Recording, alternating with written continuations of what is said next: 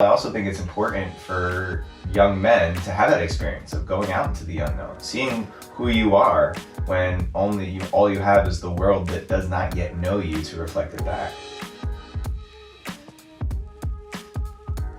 And for 2 years I carried on the West Coast in the van by myself, changing with the seasons. And that's where all of the learnings about meditation came into play. Really self-awareness and coming to fall deeper in love with myself.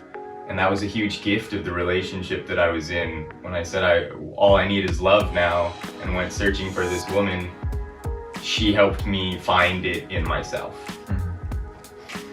Yeah, I love those kinds of stories, especially when looking back on them, you see how pivotal of a moment that was. Because when you're going through it, you don't really know. So I think it's mostly instinctual.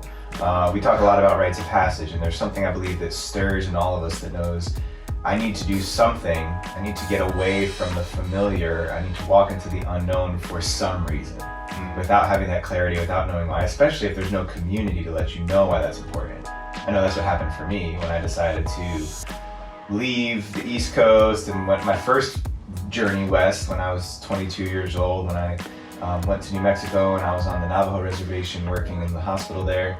And just that sense of I need to go somewhere different. I need to do something different and get away from all of this.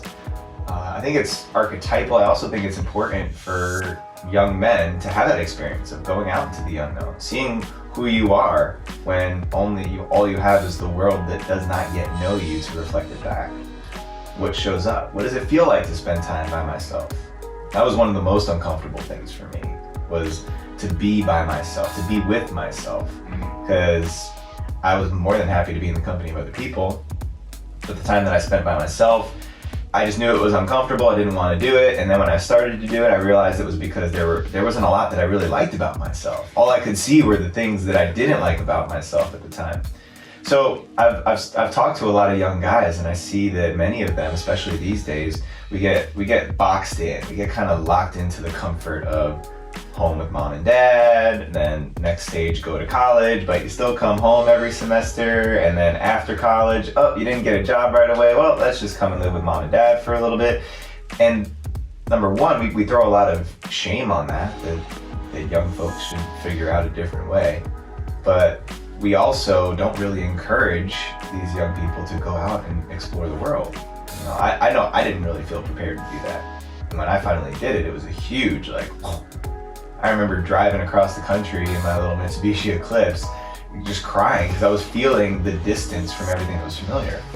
So I love that part of your story where, the instincts kicked in. You said, I don't love this country, I want to fall back in love with it. Now I'm back on the road in the van, it doesn't work out with the lady, and here I am by myself. And then you find yourself in that situation. What do you think you learned most about yourself? In that window of time where you were moving with the seasons and alone, what were some of the biggest insights you had? I love being around people. I love having conversations with human beings, strange or stranger. I am sort of unique in a way, at least in my mind, where I'm very low maintenance. I'm just like boiling potatoes and eating the essentials for survival kind of a thing. Not really traveling super far, but really engaging in physical. So I spent a lot of time meditating, and a lot of time rock climbing, and a lot of time reading. Otherwise, I didn't do a whole lot. It was me and nature, and yeah, I think what I discovered was that I really love being alone. Like, there's a part of me that loves being outside by myself. as you may know. Yeah. Well, and I know for myself, I didn't really appreciate that until I had children.